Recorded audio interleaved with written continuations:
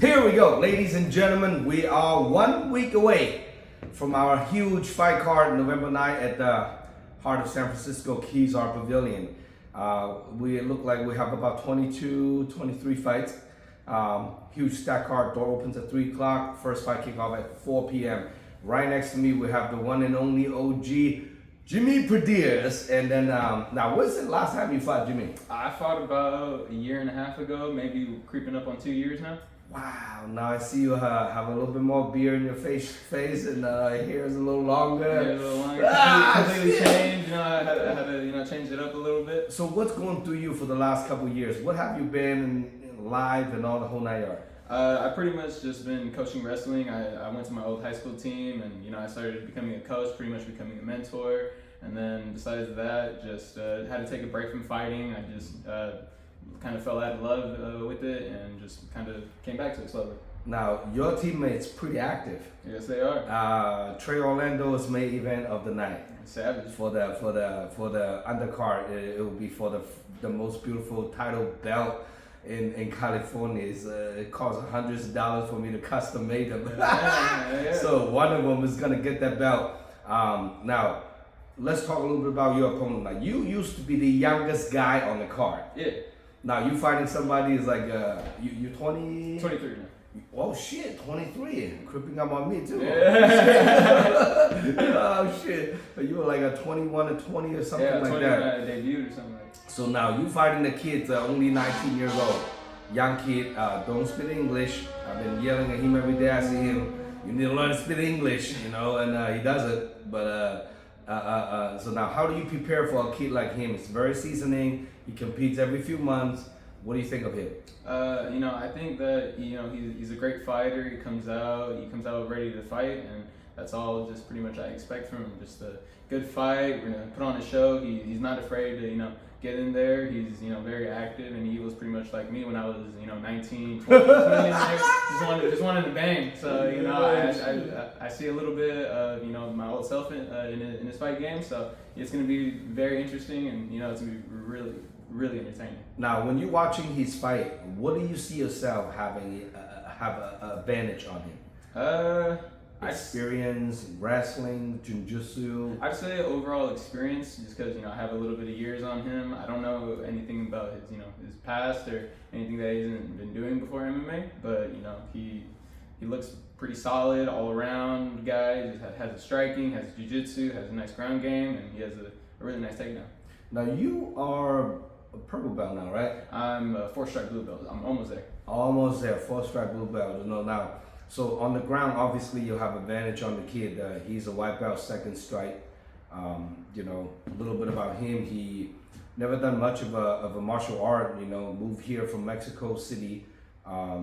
Believe it or not, he born here, but he moved back to Mexico when he was a baby, and then when he was like 18 years old, then he moved back here. So he's been in the game about a year, I would say, fairly green.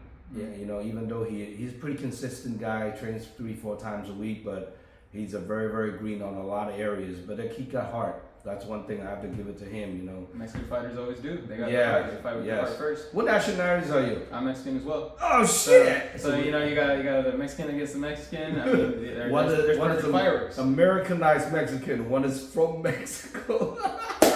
This is gonna be awesome. This is great. Now, Jimmy, if people want to get a hold of you, buy a ticket, come watching you fight, how can people contact you? You can contact me on my Instagram. It's JimDog, JIMDOGG.408. So JimDog408. Go ahead, hit me up in there. You can get me any type of tickets, but believe me, you don't want to miss this bout. Absolutely. Now, any special loved one, training partners, your supporters, coaches that you want to shout out to? Obviously, I want to shout out my 3 other fighters. Joseph Trey Orlando. I got Reina and our new up-and-comer Miguel. I'm proud of all of them, of their experiences, but I really want to give a heartfelt thank you to my brother, because we've been going through a lot, and he's pretty much been my rock to lean on, and he's kept me straight through the ups and downs of this journey of being away for 2 years, and I'm ready for it. In the perfect world, how much longer you want to do an amateur before go pro? I'd probably say another 3-4 fights before I go pro. I want to test myself with somebody, you know, a little bit more seasoned when we get off with our shin guards and everything, and really get to see how, you know, full go-goes. What weight class, I know this fight's a catch weight 140 pounds, but what weight class do you look forward to, like, in the future? 135, most definitely, like a bantamweight. Right now I'm a little heavy, but later on I'll be 135, just staying there. Who do you have in mind, like, if you're looking at all the pro 130, this 135 pro in the Bay Area is pretty crazy stat. That's a lot. A lot of people. Like, a lot of people, some from, you know, Sacramento area, San Jose area, the Bay Area, North Bay. There's quite a bit of 135er that actually just wrapped up in their career in the amateur, moving up to the pro. So it's pretty crazy, you know. Do you have anybody that caught your eye that you're looking at the guy, I'm like, this guy might be someday? I don't really have eyes on nobody else but myself, like, because I see myself as the best, and I'm gonna go out there and give the best. So just put anybody in front of me and let's make fireworks happen. Now, do you have eyes on the amateur 135-pound fight? There's a couple of guys that stole my style. I'm not gonna, you know, say their names, but as soon as I came out with my tejana and my Mexican flag, all of a sudden, you know, all these people wanted to be doing it. But, you know, if you're doing it and you're around 135 pounds, we might have to, you know, lock hands. All right, so one day the copyright, it's gonna be meet in the center of the octagon. Yes, sir. That's pretty awesome. Now, on this upcoming fight, we also have a 135-pound title fight as an amateur. Ashton Stanley versus Irving Martinez. So that's a 135. So I'm assuming after this fight, the next one, you're probably going to go back down to 135, right? Yeah. So if you come out this win, you'll be 3-0 undefeated. The next one you're going to looking forward to, it's going to be a 3-minute round, no shin guard. So it might be touch up the strap. Well, I wouldn't mind fighting for it. You know, it's always been on my eyes, always been on my prize, and I always see myself, you know, wrapping myself with that beautiful Dragon House belt. So that's pretty awesome. So after this fight, you know, we'll get to talks and we'll see if I, you know, title belts in the future. Now, do you have a full-time job? I got a full-time job. I work at, you know, King's Fish House. I serve tables, and, you know, it ain't nothing flashy, simple, but it gets the cash, a lot of cash. It's a lot of cash. Hell yeah. King's Fish House in San Jose. San Jose, over by Valley Fair. Oh shit! What kind of food do they serve? They serve seafood. They serve shrimp, oysters, anything and everything in between. We even got sea urchins. We got whole live lobsters, everything, the whole 9 yards. So, you know, if you go there, request me, you get the best. It's a pretty high-end restaurant. Pretty high-end restaurant, right there, right next to Santana Road. What's the average person, like let's say a couple go in there and just got a little food? How much usually walked out, like 2 people? You're looking at, like, you know, somewhere around 150, 140, somewhere around shit. there. You know, because, you know, if you're gonna go there with somebody else, you're gonna get a drink and appetizers, meals. Damn. So you're gonna have to spend a little bit of money. So if you ain't got money, stay away. That's a up there, high up restaurant. Yeah, you gotta go where the money is. Holy shit! Wow, how long have you been doing that? Been doing it about 2 years now, a little too long, but you know, it gets all the bills paid, and I'm looking, you know, to go somewhere else. I'm gonna start barber school hopefully in the next year, and you know, I'll be cutting hair instead of serving tables. Hey, Donald Trump said when he got elected, all the tips, no tax on the tips. You know, it'll start 2025 if he got elected. So you voting this year? He's got my vote. I'll tell you that right now. He's got my vote. Fuck yeah, Donald Trump.